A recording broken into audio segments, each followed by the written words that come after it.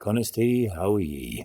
Welcome to another Candlelit Tales podcast and a special episode this evening, or this morning, with my brother Neal. And we're looking back at the story of Oisín and Tír and there's a very good reason for that, and there's a very good story to be told at the end of this podcast too. This is a special episode without my sister because, well, we can't quite link up in time zones. I'm currently recording this with my brother Neal Hegarty, who is he's a very good farmer, and he's a permaculture teacher. He's a storyteller in his own right, and well, it's a very happy delight of mine to welcome my brother to the Candlelit Tales podcast. Neal, how are you? Very good, Aron. Good to join you on the podcast. The honour is all mine.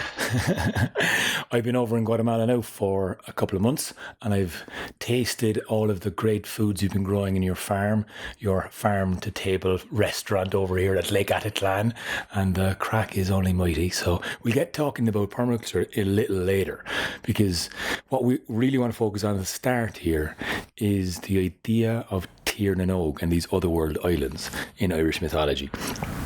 And I guess, Neal, you told you told Oisín and Tír for one of the Candlelit Tales storytelling nights in Guatemala. How did you find that? I did. I tell that story actually quite regularly. Excuse me.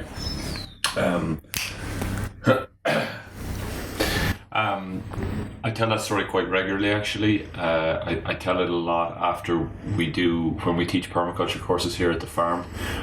We often do, talent shows at the end of the courses, and so telling stories is often one of the talents that I fall back on, and that's always been a story that I've loved, and I guess I identify with it for all kinds of reasons. And so I had told it many times, and I think I enjoyed telling it in the whole, with the audience and the real attention that you were able to bring to the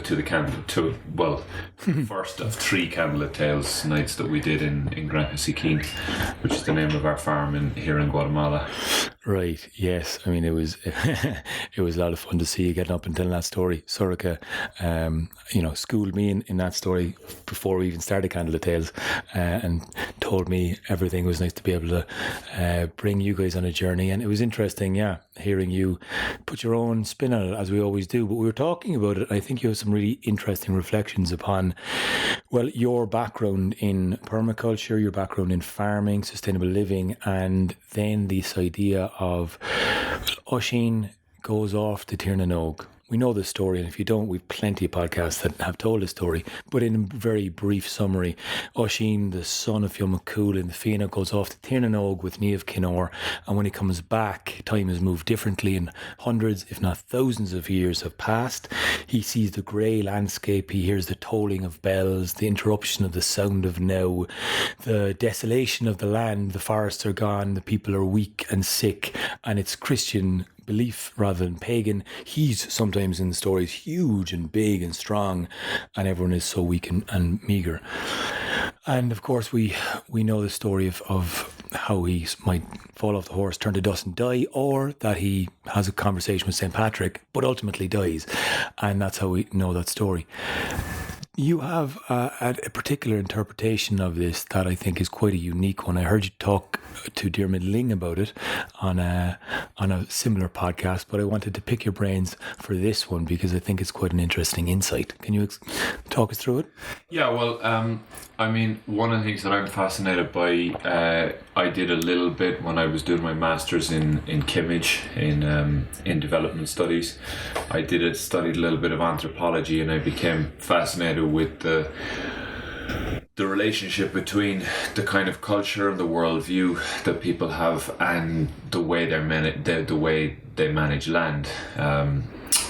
Ken Wilber also writes a lot about this, the sort of transition from a hunter-gatherer model of food production or horticulture, which is kind of really, horticulture is gardening and farming and foraging, as opposed to agriculture, which is, widespread clearing of the land, ploughing of the land using animals, and you just tend to get it would seem a major shift in the cultural landscape, and also in the physical landscape, the way people are.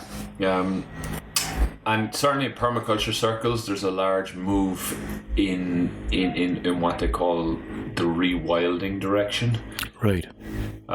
Because what we sort of see with agriculture is once people domesticate crops and animals, they themselves become domesticated. And No, I want to stop in that point. Just slow down. They themselves become domesticated. What does that mean? Like, you domesticate a plant, you literally start planting it. Right. From the hunter-gatherer form. Yeah, but then, I suppose it's, we think we domesticate the plants, but there's an equally valid argument to say that they domesticate us, and the same is true for the animals, because people become sedentary when they do that, and they kind of lose, I suppose, there's a loss of wildness, and for sure, as people switch from this mode of living where they're not as sedentary and they're moving around and they're hunting and we would probably imagine them to be more connected to nature and to the natural world.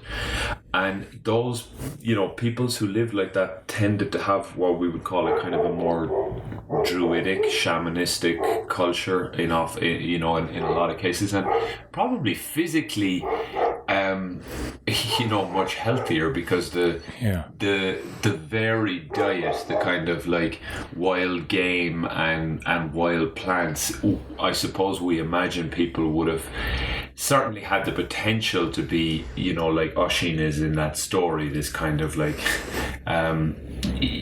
Oisin he's very close to being a kind of a godlike human. He's very close to the ideal representation of, what a human man would be, in a sense. He's unbelievably brave and courageous and beautiful, charming, charming, but incredibly like has extraordinary physical powers. Absolutely, as well, which again there's limited information on this, but we suppose another guy who's written a lot about this, the author of the book, Ishmael, great story, which is he's really saying the same thing in those stories, which is that in a lot of cases the semi-wild horticulturalists and hunter-gatherers, they had a better deal. Okay. The notion is that they're freer, they have better diets, and then when we switch to the agrarian base, we lose something, and we also gain something, and that's the kind of key thing that you want. This is not a black and white thing. Of course, and that's where we get into the romanticization of the pagan and which is something that personally I'm very slow to slow to fall into, because when we switch to agriculture, people can sit around and probably think more, and we develop writing systems, and art comes out of that too. Of course, the culture deepens, but there does seem to be kind of, and I think people feel this, I think that's why people recognize that there's a truth in the story about this moment when Oisin comes back and he sees all these, small, weak looking people that don't look like the people that he remembers. I think that would come, the supposition there would be like,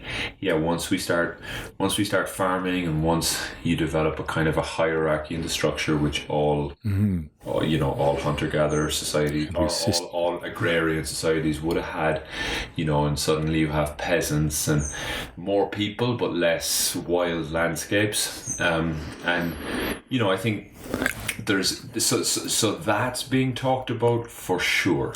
And just in terms of the living a little bit more closely to the land, looking at the kind of cycle of the year, and this is something that we're tuning into a lot more and have been doing since telling stories, because the stories of the seasons get told. We've just had Bridget there, and that's the coming in of a spring, and you tune into that a bit more. You see the buds, you see the seeds, you plant more, you prep prepare more for the summer.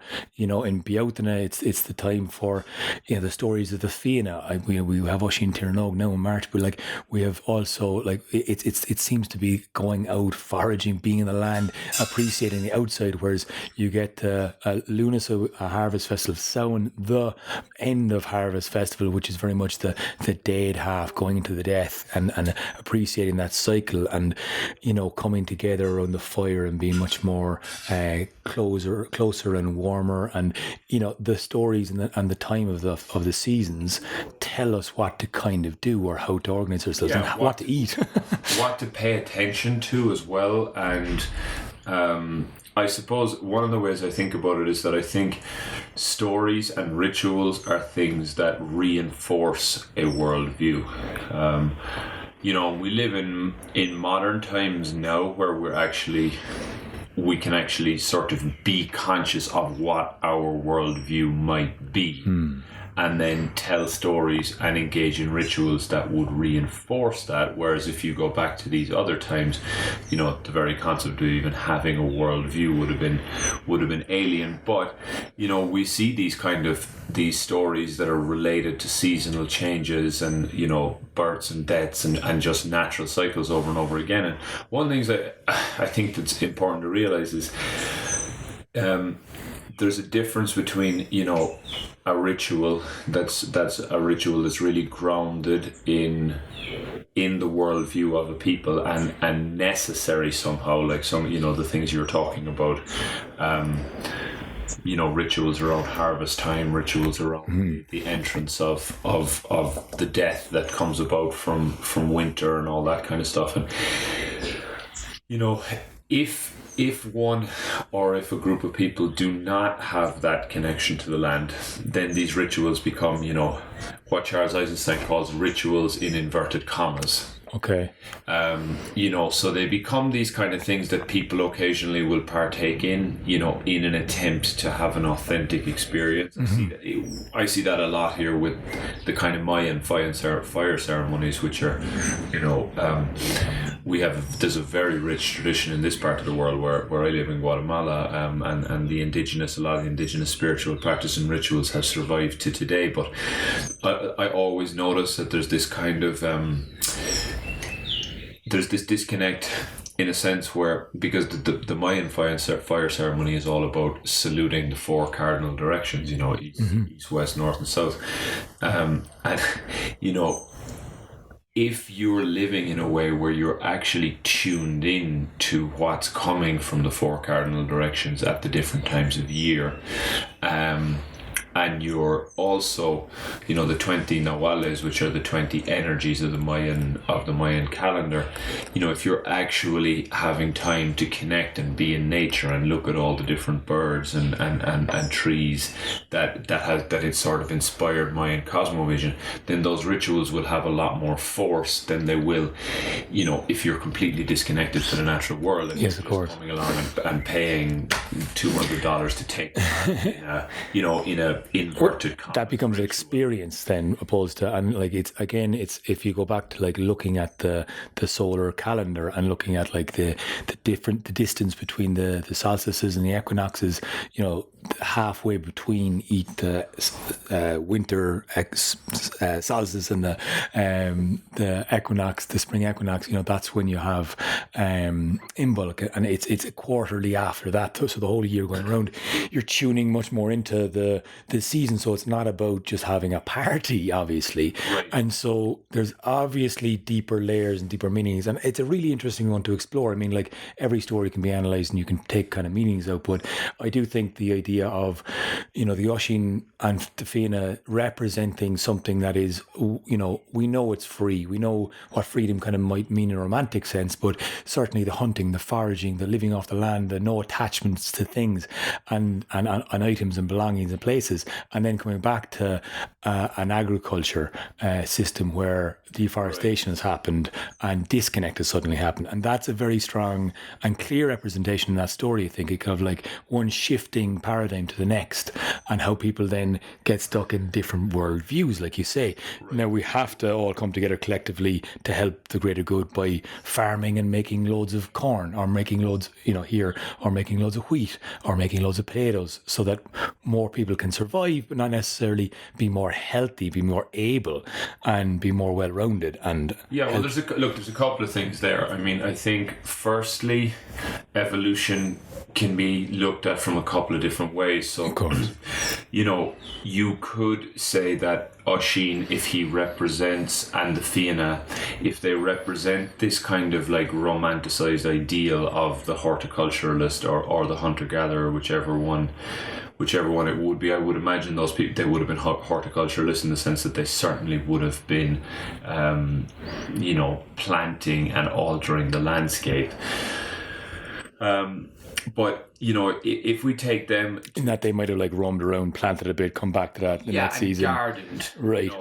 Gardened, planted certain crops, but in a kind of not over a huge area. So agriculture really is characterized in that part of the world by tilling the land, and by using particularly like horse-drawn apparatus to like strap a plow onto the back of a horse. That's one of the big technological shifts that then causes a shift in the physiology of the individual, which is further related to a shift in the inner world of the individual. And then when there's a shift in the inner world of the individual, there's a cultural shift. And so like Ken Wilber has described that very, very well, how technological changes in the group lead to physiological changes, and then but crucially what happens is the interior world of both the individual and the collective changes. And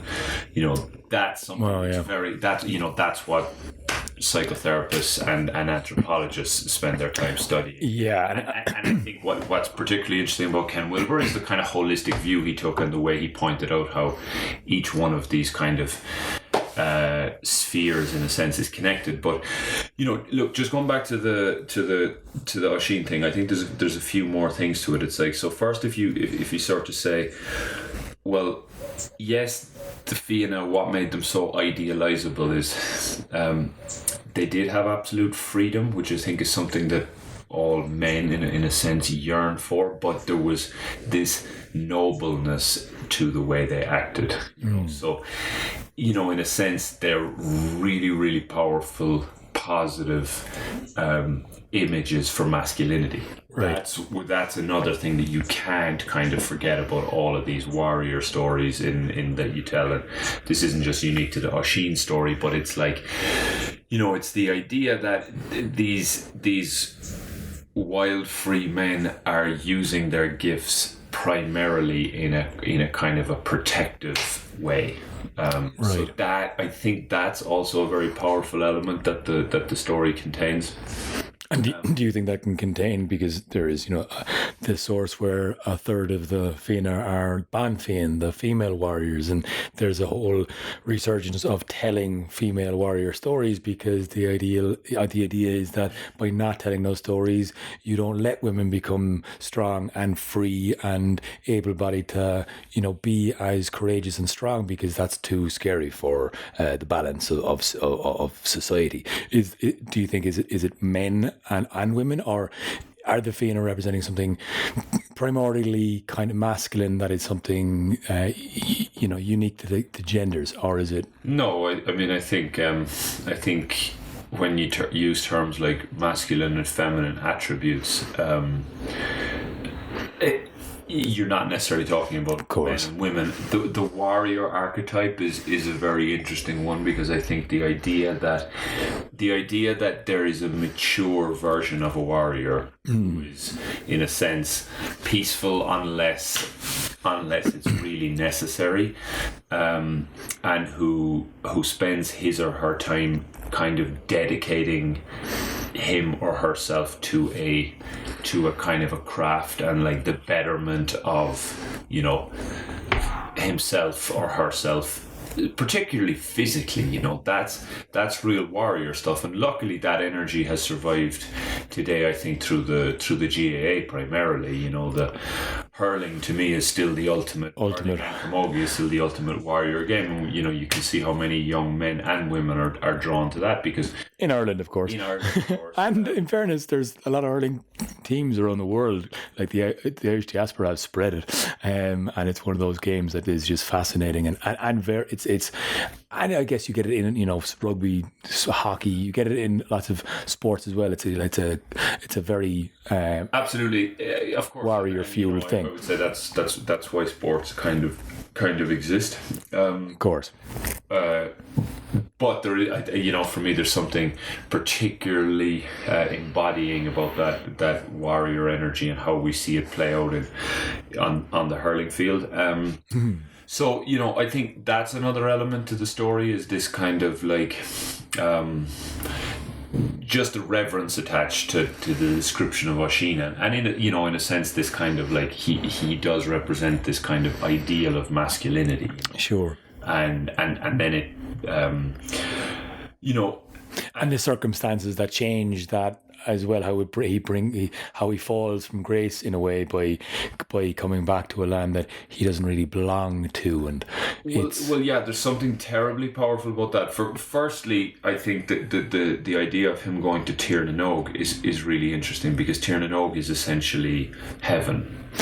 Right, and I joked, I think 5 years ago or so when we were doing a show in the Stag's Head that you were off. I think I just come back from another visit with you, and I was like saying, well, Neal is off in Tir na Nog in the land of eternal youth and freedom and fun and frolics, and it didn't seem like it was a very grounded place that you were in maybe then as before you really set roots here, and it was just the energy of the place was fun and forever wanderers passing through, and that's why it kind of gets so beautiful in Tir na Nog, because the reason Oisín needs to go is because he needs contrast. He needs to actually, there's no point just having fun all the time.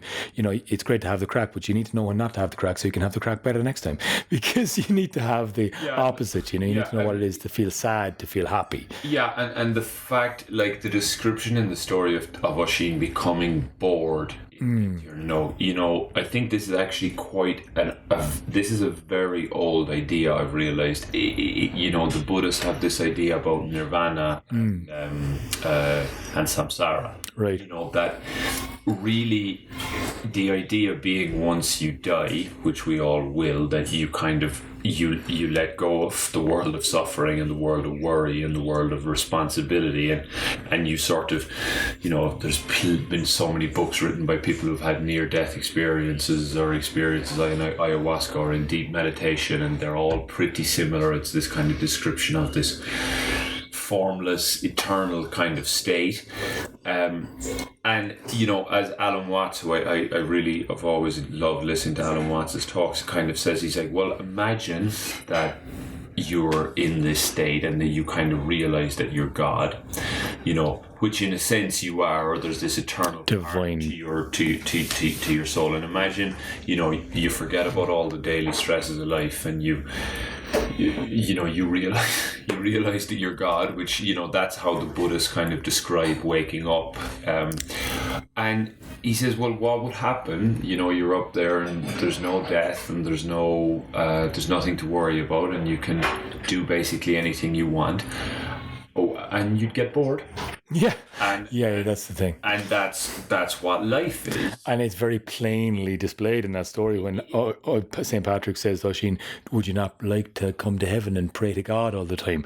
And Oisín is like, well, that sounds really boring. Like sitting around in the clouds. I've just been playing games in the other world in Tir na Nog with Niamh Kinor. Like, that was way more fun. It was more challenging. I've experienced nirvana. You're not exactly selling it to me. Right. Because it's really this. I think in that story he's just getting offered the same thing a second time. Sure, Patrick. It's the same decision he's already made. Right. Which is to come out of nirvana and to go and look for his. He's in Tir na Nog. Everything is safe. Everything is wonderful. He can't die. There's a feast every day. and he starts to think, wow, I wonder what the lads are doing. And yeah, I mean, like, we can romanticize the Fianna as much as we like, but that would have been a tough life, roaming around the country, absolutely, getting in fights, having to hunt every night, sleeping under the stars. But it's what he wants to do, and it feels entirely believable. And then, he basically gets offered this, the way we tell the story. St. Patrick's makes him the same offer again. He's like, you can go to heaven, and I suggest you do that because your brothers are down in hell and they're fighting monsters. And it's like he makes the same choice, right? So, and I think that for me is key, because it's like, what's the choice you're going to make? And I think a lot, because a lot of this story to me speaks about the kind of like crisis in masculinity that we have now, because I think culturally we don't have enough warrior stories where too many people are talking about kind of toxic masculinity and how bad men are, and how and of course there's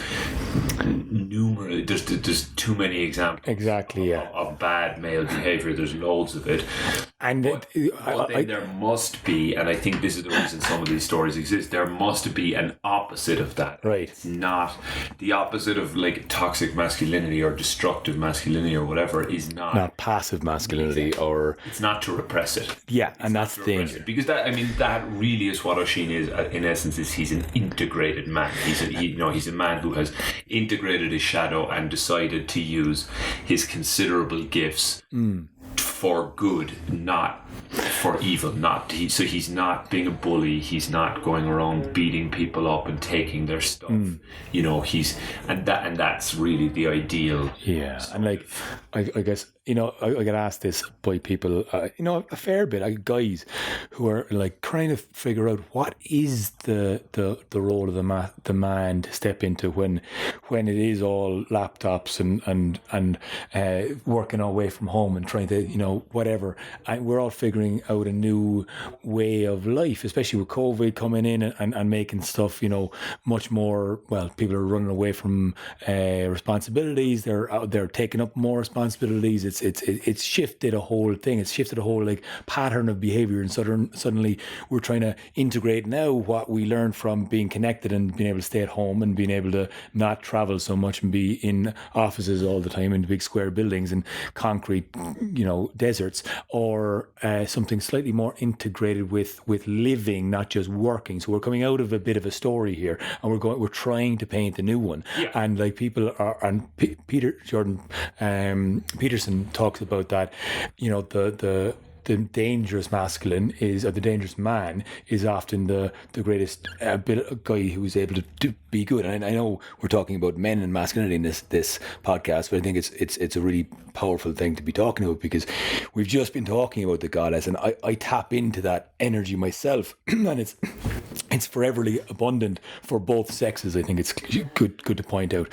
But the idea of taking charge of your own danger and your own power to cause. And I mean, when Jordan Peterson is really he's just paraphrasing Carl Jung when he talks about integration, and that's what it means. It's like he's attributed, or this quote is attributed to him, that like the best men are dangerous, and what he means by that is that like there is a danger to all people. Right. Yes. We're capable of. There's danger out there. The world is a dangerous place. Right. Men particularly are more dangerous. They can be, extremely nasty and at a bad end of the spectrum. But like I say, there must be an opposite to that, and so there's a huge part of the story and a lot of these warrior stories where that message is contained and it's not yet being heard. And so I'll just finish the kind of interpretation of the Oisin story, and then we'll get back to it. It's like, so it's the decision to come back, that like nirvana and eternal bliss is, you can only stay there for so long. Mm-hmm. And you'll even see this, you have the best holiday, the best experience, the honeymoon period, the falling in love. It will come to an end, and essentially, everyone, man or woman, will get confronted with a choice of, do I want to take part in some kind of fight or struggle? You know, like, am I going to go down to the dark places and help my brothers in the Fianna? But that really, to me, is a metaphor for, like, my life is becoming meaningless here in Tiernanog, because there's nothing to take responsibility for. There's no rock to carry. There's no burden, and there's no challenge. There's no challenge, and life, or the challenges have become meaningless. Yeah, and so that idea, I think, is really important. You know, it's a really important one to get our head around, especially for young people, you know, in Ireland today or whatever, because I think wherever. I've kind of been sold this idea that, like, we deserve to be happy all the time. Yeah.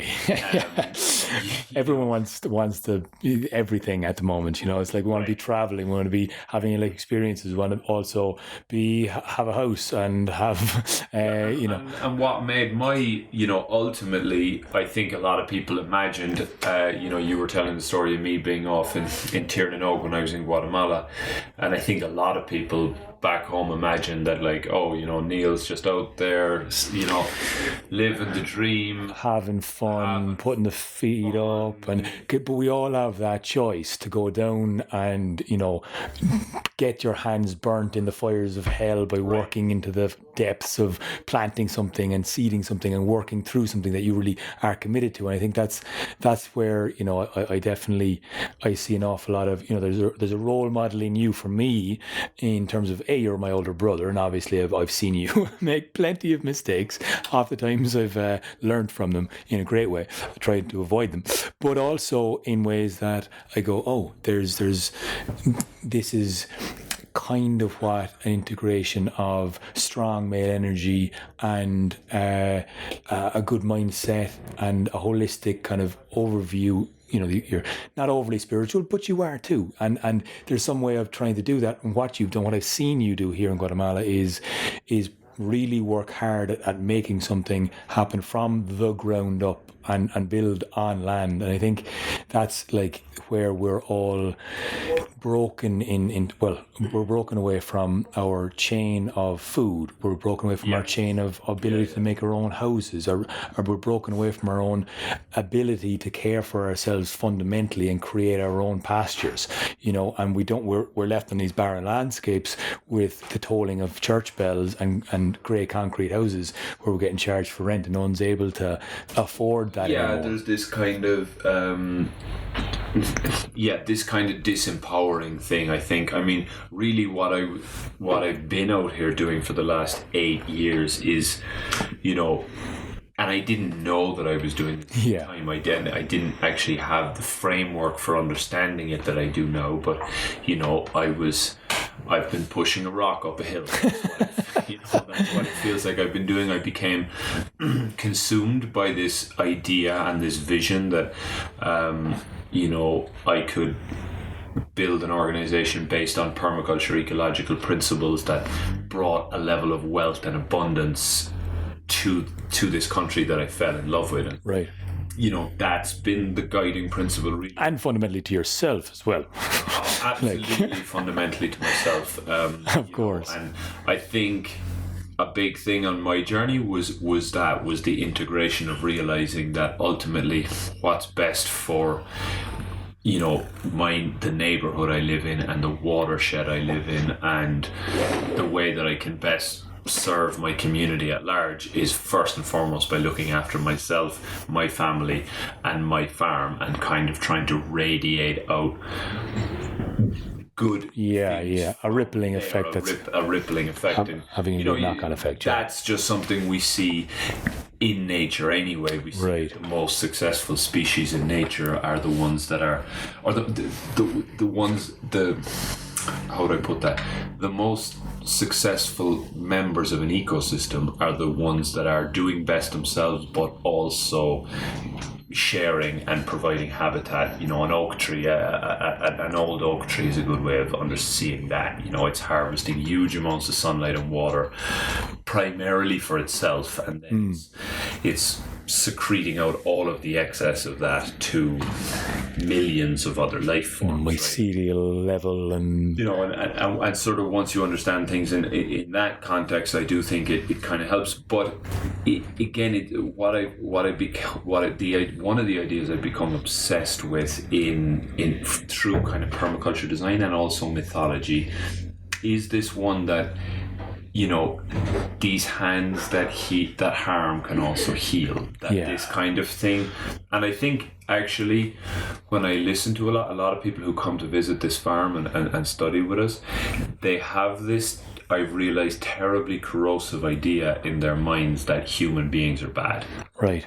And that's so popular. It's become like a popular thing to say and talk about, like, oh, if there were just less humans, everything would be fine. And it's like, well, just be very careful what going down that avenue. Sure. And like sometimes it's quite a leftist thing to say. It's like we're trying to be more green for the ecosystem and the planet, so we have more borders around national parks, and we stick out everybody into houses to keep them away from nature because we're just bad for it. Yeah. And that really the ideal somehow would be to just have a lot of protected natural reserves where people can just maybe walk on a path once a week, and then the rest of the time get back to your apartment, stay away from nature. We'll design these complex systems to deal with all your waste, and we'll process it miles away from where you live, and you just sit there and look at your computer, and that's not good for the human soul, I think. And so this kind of brings us to like, okay, the deeper meaning of that's this story, Oisin and Tirnog, but the deeper meanings of the stories that we're trying to take part in.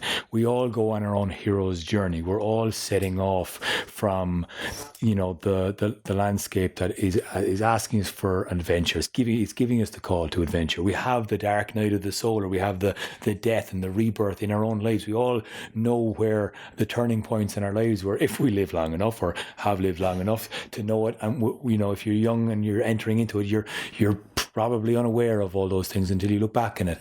And you're looking back at it now after 40 odd years, or 40 years, exactly 40 years, 40 and a half. And it's, you've seen what your story is, has been, making, and now you're proud to present it, I guess. And there's a worldview in you that helps you create your own story. Yeah. There's a deeper meaning that you've kind of decided that you want. I mean, you maybe want to articulate what that worldview is better than me, but it certainly seems that you've adopted a set of stories that have helped you frame your world understanding and how to better place your way of life and abilities within it, in order to have a story you're proud of telling about yourself, which I think is so valuable and offers so much meaning. Because if you're not happy with the story you're able to tell about yourself, your own journey, then I think you're lacking that meaning. You're lacking that attachment to belonging to something more powerful and important. I agree. I mean, you do eventually realize that you only get one shot at life. It's so important to understand that. It's very important to understand, and I think most people do sort of understand it, but have possibly no real framework for getting kind of from where they are now to where they might want to be. And I think a lot of what I do in the permaculture teaching I do, it is storytelling, because it's based really, I teach a lot of fairly fundamental ecological techniques, like how to harvest water, build soil, arrange plants and animals so that they find symbiosis. But in a sense, a lot of that stuff is actually quite basic. Mm-hmm. And what I find kind of more important to do is to kind of work with my students in the so that they can sort of switch the narrative in their heads. Right. get over this kind of like guilt at being alive, and this idea that they should be kind of tiptoeing around the planet, sort of trying to like minimize their footprint or whatever. Because contained in that story is just there's so many things contained in it. One is the idea that humans are somehow like separate from nature, right? And to minimize our footprint, we must really trade carefully on the thing we're about to break. Yeah, because we don't really belong here. Right, we're aliens. Yeah, we're aliens, and you know, you mentioned it again. There is this switch from the uber connected kind of hunter-gatherer type archetype to the agriculturalist. That's this big shift, and what it does is it creates more leisure time for human beings, more time to sit around, but also more disconnection from nature. So you get the art and you get the music and you get the beauty, but you also get like this slight separation from the natural rhythms, and that kind of distance between us and the natural world has increased. Now, an awful lot of good things have happened along with that as well. We've massively increased life expectancy on the planet. We've made extraordinarily technological innovations, and now I think it's time to reintegrate. Right. And there's a lot of people trying to do that, I think, between like you see it between courses, you see it with the abundance of yoga, you see it with, you know, like I'm delighted to be taking part with Lucy O'Hagan's, her Wild Awake kind of foraging retreat over the summer. And, you know, you see it with Trailblazery, which I took part in their first kind of Oscuelga online course, because people are trying to reconnect the language. And in the language, you see, you know, what Mankan Mangan talks about, the representation of the internal world and the external world, and a really beautiful integration of like the many different names of field or whatever there are in the Irish language, which is just much more connected to what's around them and the seasons and the changing of the landscape, because it's older, it's more of the land, and it's what these Fianna guys were probably more tapped into. And so now that we've distanced ourselves, we've gotten mobile phones, we've freed up some space in our brains, some stresses have gone down, we're possibly firing on different ways, or reducing levels of need for stress and anxiety and memory as we externalize our memory on our phones. But that's making room for advances technologically, and then making a bigger distance between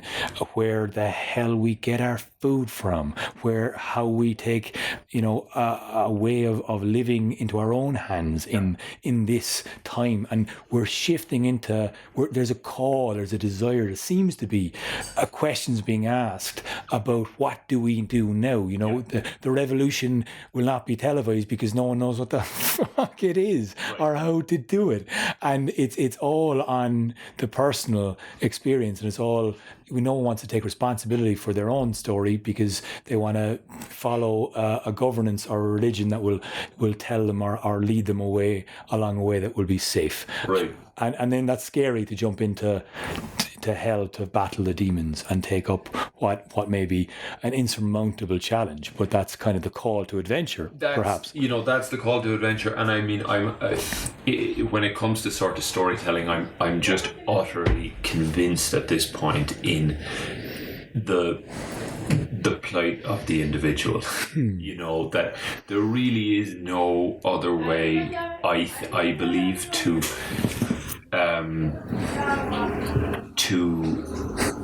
achieve kind of real meaningful cultural change without kind of every individual, or at least a critical mass within the culture, taking responsibility for changing their own world. And I do really like a lot of these warrior stories, as I also love the goddess stories, of course, because I think for sure contained, because we've touched on this thing, masculine, feminine, and what does that mean, and we've talked about it loads of this podcast. Absolutely, yeah. Whole kind of political thing around it now, which I don't particularly enjoy, but what I've certainly found in my own life is the symbiosis between masculine and feminine is extraordinarily powerful, and in terms of archetypes, like Jung said that really you've just got two archetypes. You've got the great masculine and the great feminine. And then everything else is a derivative of that, and you've got the Michael Moore book where he writes the book about men, and it's called King, Magician, Warrior, Lover. Right. And he says that those are the four kind of principal cross-cultural masculine ones that pop up over and over again.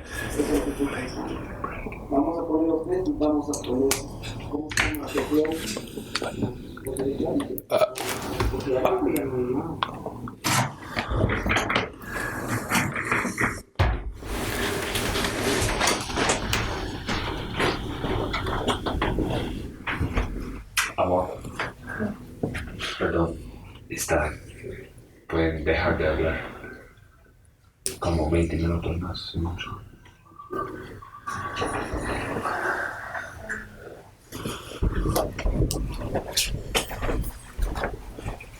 You can make that super clear.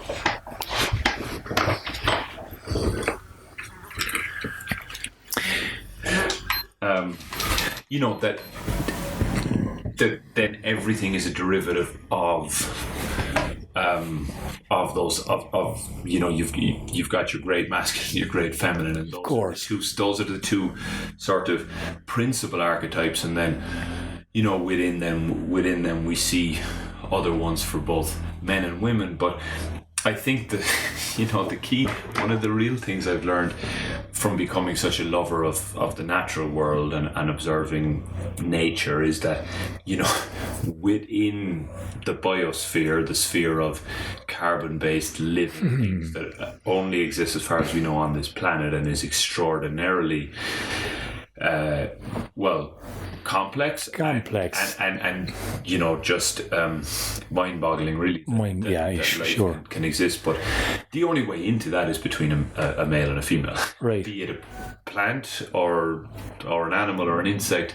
We name plants and animals male and female not because they have male and female energies or they look like men and women, because one propagates the other one with something to incubate a living being, ultimately. Exactly.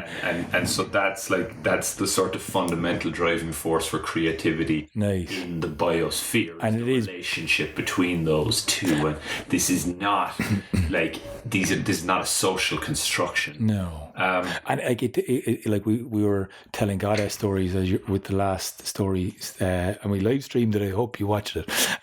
But just to run off on that point of we take as men great pleasure and use out of the goddess stories and the fertility, the abundance, the kindness, the inspiration, the sharpness, the cutting anger, the goddess of battle rage that is so clear and decisive and wrecking of doom, and then to also trying to integrate the masculine, the strength, the ferociousness, the kind of chaotic, but also taking chaos and putting some control on it, which seems to be the masculine. There's the idea of imposing order where there was previously chaos is a somewhat kind of masculine trait, and that interestingly that seems to be one of the reasons that when societies switch from being horticultural to being agricultural, that God becomes a man.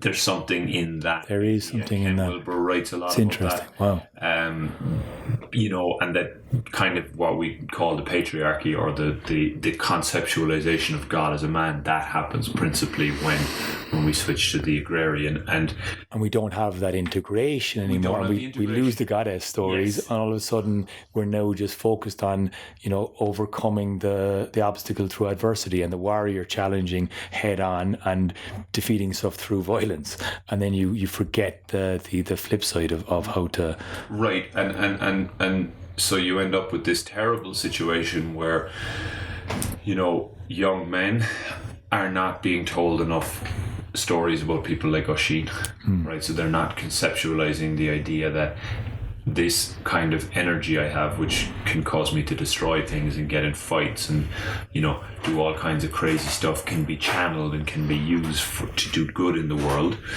and also that in a sense the highest calling of of the masculine is to protect and honor the feminine so that it can, flourish and be as creative as possible. Yeah. And as without, so within, kind of, because of course everyone has masculine and feminine energy within themselves, and so of course any man wants to be very in touch with his feminine, creative, tender, nurturing side, but so there's a lot there. There is a lot there, those energies, but like, I suppose to finish that point about, like, I became fascinated with the story that we can be extraordinarily powerful healers from an environmental, planetary point of view. That more than anything else, that's the story that I latched onto. That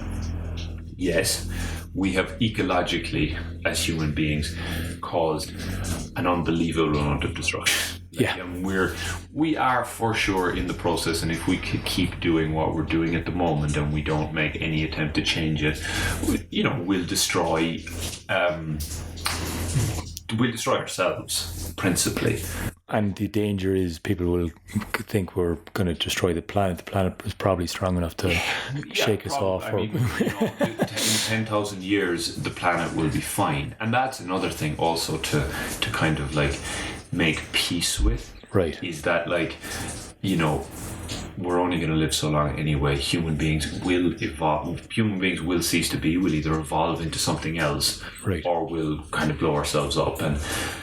But we do seem to live in a universe that wants to create life. Right. And so it would be, I think, foolish and in a sense hubristic to suppose that if we were to stop, or we were to make a big enough mistake, that's the process would somehow stop. That's kind of a preposterous notion. So I think encouraging people to have a sense of lightness about the kind of ecological confrontation that we're faced with, and to get out of this, like, it's all terrible, we're all dead unless the government does something. That's just about the worst story, I think, that you could tell people.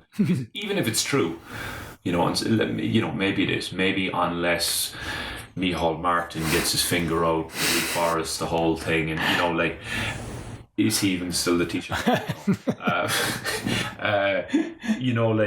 Maybe that's true, but maybe it's not. Maybe it's actually a case of that if enough people pick up a rock and start carrying it and start taking responsibility for, because what permaculture design essentially teaches people and empowers people to do is to make the area around where they live more diverse, more productive, and to sort of like begin to liberate themselves in the process, right, and to build not just soil and to grow food, but to kind of be able to grow community and a sense of autonomy as well. And I think we're at our best when we have that sense of autonomy, because that's where we can really start to, practice. Freedom is an interesting idea. Right. We're trying to practice freedom through permaculture by also tying ourselves down and planting roots. So that's also an interesting idea, right? Right. And it's contained again in the Oisin story, the kind of contrast between freedom, which a lot of people yearn for, and structure, which people need. And too much freedom will kill you. Absolutely, yeah. And I've seen that with a lot of and I think it's the kind of, in a sense, it's the typical male story of the guys who maybe get married, maybe end up doing a job that they're not particularly excited about, and then getting to a point in their lives where they go, oh God, this isn't what I wanted. Not realizing that it might not be what you wanted, but it's what you created. Right. And then thinking that the solution to that is freedom and going back to being a 21-year-old going down to the pub every night and chasing young ones, and it's like that there'll somehow be some sort of salvation in that, and they're and that's the tragedy about that as well. And absolutely, that becomes a tragic thing. So I mean, it's been fascinating being here, especially watching you teach an immersion course, a permaculture design kind of philosophy. It's a storytelling way, a way of recalibrating your own ability and your own desire to create abundance in lifestyle. And it's been amazing to see people on your course here in Guatemala in Gran Hat Sikkim. Don't worry, the link will be in the bio for anyone who wants to run off here and learn from the brother. But it's been amazing to see the level of empowerment. Little light bulbs going off going, oh shit, I can do that? Oh shit, hang on, that's not that hard. Oh shit, hang on, that makes sense now. That I should be part of this cycle of life and death and be more integrated. I should be interacting with these cycles on every level, you know, and I think that's the thing that people, when you see that light bulb go off in people, that it's like, oh, there are all these cycles. There's carbon cycles and lime cycles and water cycles. But humans, whether we want to admit it or not, we're interacting with them all the time. We're naturally keystone species. And so if we kind of take that seriously and look at, say, well, what happens if we try to intelligently intervene with a kind of a mindset of like, I want to increase the stored energy on the land I live on, you know, year upon year, and I want to set it up to do that. And how kind of easy and intuitive that actually is, and B, sort of how liberating it is. And then the big surprise to me was I got into permaculture thinking it was just about growing food and gaining autonomy in my own life. But what I actually realized was that it gave me a whole framework for looking at the world and for understanding it that I've been able to take outside of just farming and much more into kind of business and storytelling and life in general and life lessons. And that's why I call it a philosophy, because it seems to be a way to shift your point of view, take a bit more responsibility and autonomy. And it's great to see, like, it's beautiful to see the people here connected to it. And I would only love to see people back home. Now, there are great permaculture projects back home as well. There are great projects going on, reforestation as well. But it's definitely a dilemma people have at the moment, how to be more integrated, more with nature, with their surroundings, with their own life, with their own creativity, with all of that. And I guess we might have to have another podcast for you to describe exactly what permaculture is and go through all of it, because it is fascinating. And, you know, it's hard to summarize quickly other than to say it's about sustainable living in a way. I would say it's about ecosystem design. Ecosystem design, yeah, okay. Yeah. It's about understanding how natural ecosystems work, and how they, how the basic ways in which they function, and then in doing so, support life and allow for new life to be created. So it's about understanding that really the planet we live on is trying very hard and has gotten very good at supporting life and creating it, and then looking at that functionality and adapting it to the design of ecosystems that can meet our needs in a way that makes everything else better. Right. So that's one part of it. And the thing I'll say, the one point I'll make is we have talked about the sort of maybe people being in these situations where they are yearning for something different, they are wanting to make a change, they know, in your heart that there's a better life possible for you. Right. And, but then it's like, and I get asked this question a lot, like, how do I go from where I am now to, to something I'm dreaming of, because I'm not even really sure what it is I want. I just know that I don't want this. And, like for me, that figuring out that part was huge. And eventually looking back in it, what I realized was that the smartest thing I did was our father gave me a piece of advice. He said, you know what, I'd like to see you go off and have an interesting life, when I was in my late 20s. And I thought it was the best piece of advice I ever got, and it kind of for several years became like a guiding philosophy for me, which was just like, I'm going to do things that I find interesting. And I was in a very boring job at the time that I didn't like. There was a lot of parts of my life that, looking back in it, would be intolerable to me now. But I found one thing that was interesting. Right. An organic gardening course that I could do, that I could keep doing all the other things in my life. Right. I did that, and I found that terribly fascinating. And, then I did a natural building course, and then I did another one. And I just started taking courses, slowly edging myself out of my comfort zone. And which is key at getting that edge and finding where you're... Finding that edge, finding that point where you're engaged and therefore growing is really amazing. And, one of the things you learn when you start gardening and farming is that, like, you can't... once we were harvesting we had a big tomato harvest in the farm a couple of years ago, and someone said to me, he's like, "Oh, did you grow those tomatoes?" And I said, "Well, no, I planted them.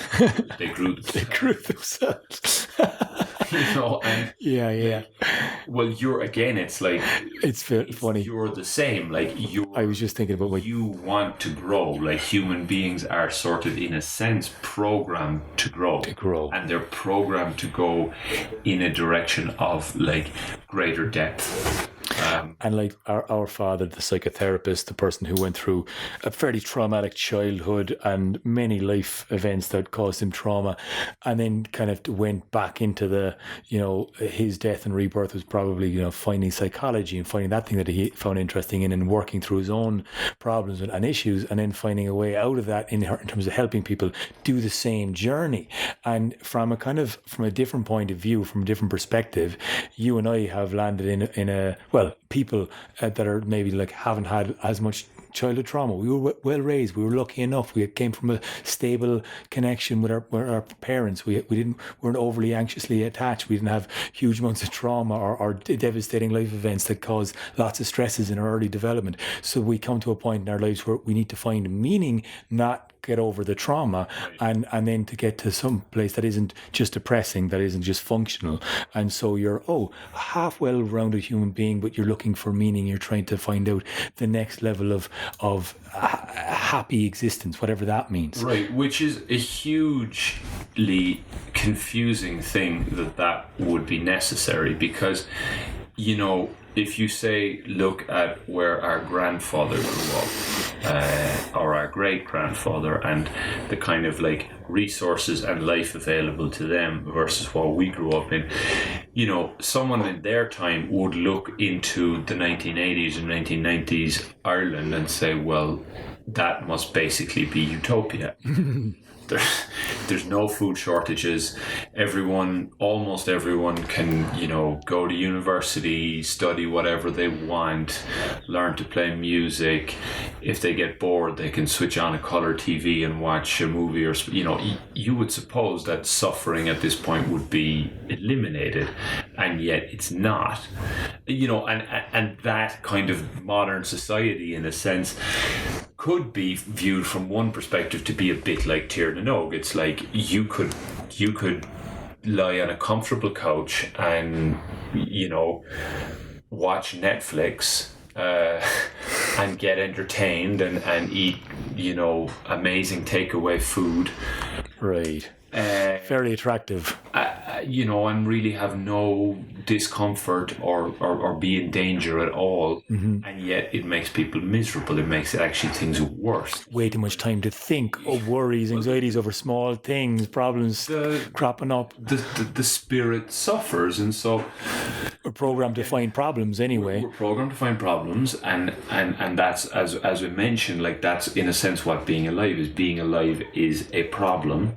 And hoping that the problem will go away, or like wanting to go back to Tír na nÓg, I think it's much better to view the problems around us as one of these is your thread.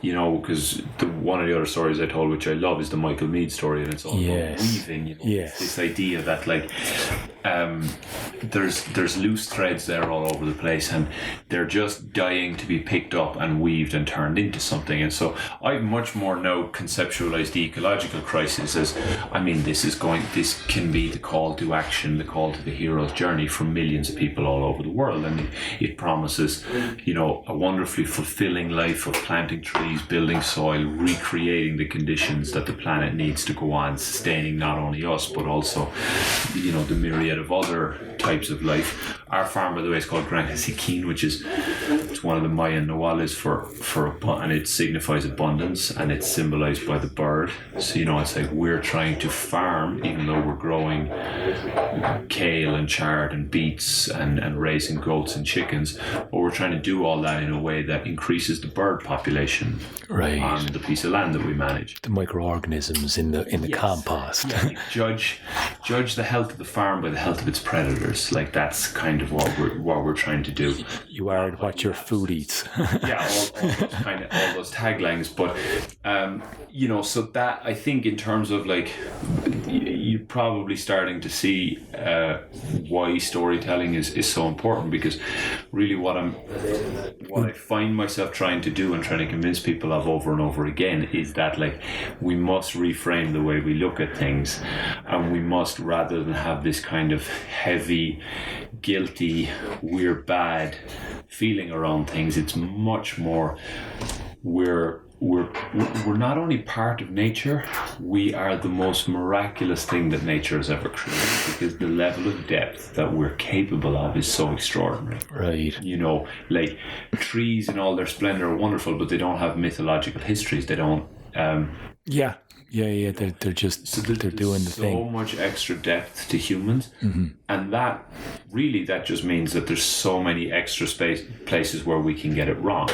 Of course, because it's much harder to get it right when there's so many different things going on. Yeah. But I think then the other thing is like, but it is very, very worth trying to get it right. And I think that the biggest thing I take off of all of what you said is encouraging active participation in your own story, which is something that, like, as Candle Tales, we're very excited about having Cruhu, the game-based storytelling game that we're doing in primary schools very soon. Soraka and I will be doing it around the place, and it's encouraging kids to have creativity, to take participation in their own game. It's a game, but we learn through games, we learn through stories, and that's the thing to come back to take a little light step in your own story, not take it so seriously, and possibly learn an awful lot more in the future. Now, I will say we could talk all day about these things, and I'm sure I hope you've enjoyed this conversation. Neal, it's been a pleasure, and I'm going to post all the links to your farm here, but also I think we want to have a little bit of a think of maybe you coming back to Ireland and having a storytelling permaculture design course in the west of Ireland somewhere. Would that be a possibility? Would that be something that people are interested in? I would be extraordinarily interested in that. I haven't been back to Ireland for over 6 years. Wow. I would like to avoid a scenario where I come back, fall off my horse, turn to dust. Yeah, we'd like to. If I can avoid that, it would be great. Planting more trees is probably the way to go, right? And I have become, but yeah, absolutely. We're very passionate about what we do here, and it would be a dream come true for, I think, myself and my siblings to collaborate with people and teach a fusion of permaculture design and storytelling that's focused on changing the narrative, finding our edge, seeing where that is, and putting yourself in your own story. Listen, Neal, I'm excited to see if people are going to reach out to us and ask us about this. Please do let us know if it's something you're interested in. And we're kind of going to start planting the seeds. It's spring now, and when we're recording this, it's just gone in Bullock, and we're planting a seed of thought to create a little bit more abundance, people's hearts, minds, and visions for their own future.